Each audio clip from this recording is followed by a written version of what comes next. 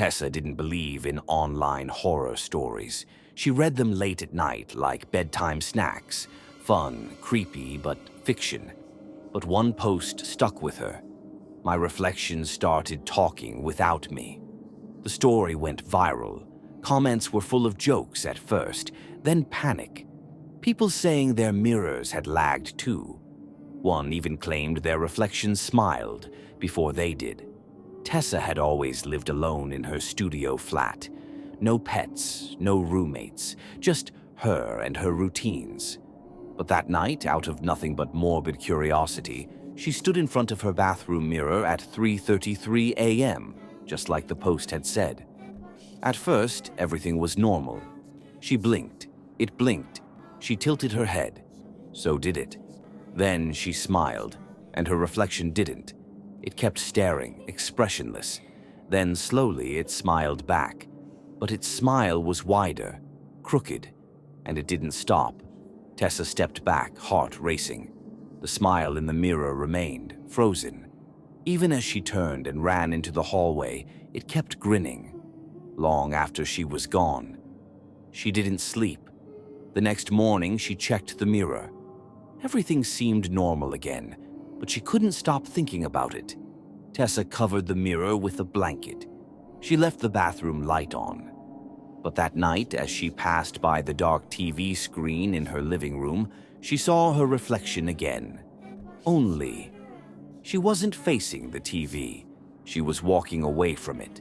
But her reflection was looking toward her, smiling. She froze, turned slowly. Nothing behind her, just the cold blue flicker of a dark screen. Later, as she lay in bed, her phone lit up with a notification. Camera roll, one new photo saved. She hadn't taken a photo. When she opened it, her blood ran cold. It was a picture of her in bed, taken from above, as if someone had stood over her and snapped it. In the corner of the frame, her reflection stood, arms folded, mouth grinning unnaturally. There was no mirror in her bedroom. Tessa began seeing it everywhere. In the window of the laundromat as she passed by, in the puddle by the bus stop, in the glint of her spoon as she stirred her tea.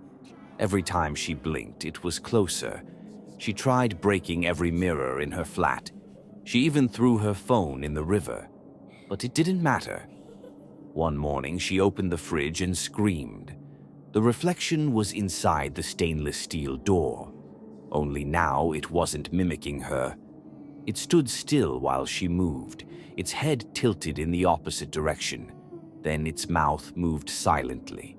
She leaned closer, and even though she couldn't hear the words, she felt them inside her skull, like a memory she'd forgotten. "Let me out."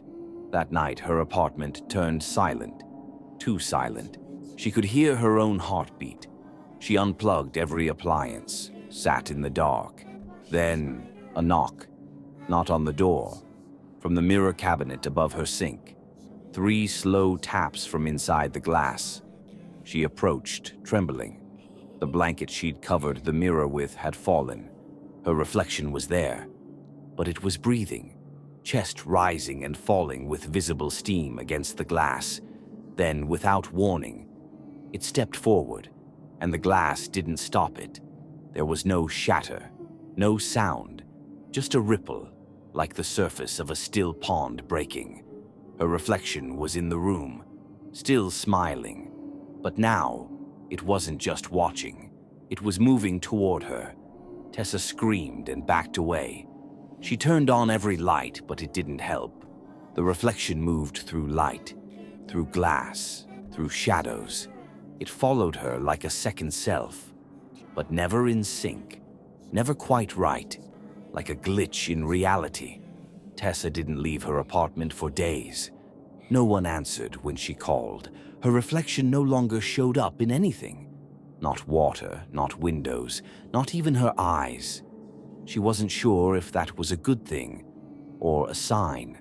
One morning, she looked into the only remaining mirror, the shard she had forgotten to break.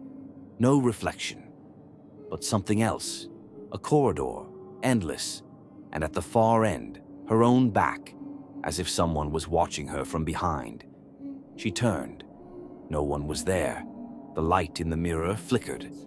Now her reflection was back, but she wasn't doing anything. The reflection just stood there, staring. Then it waved, and suddenly, she couldn't move. Her limbs locked, breath caught in her throat, and slowly, she watched the reflection start to mirror her again. Except now it was the one on the outside, and she was the one trapped behind the glass. No one saw Tessa again, but every now and then someone in that building swears they see a woman in the bathroom mirror, banging from the inside, mouth open in a scream no one ever hears.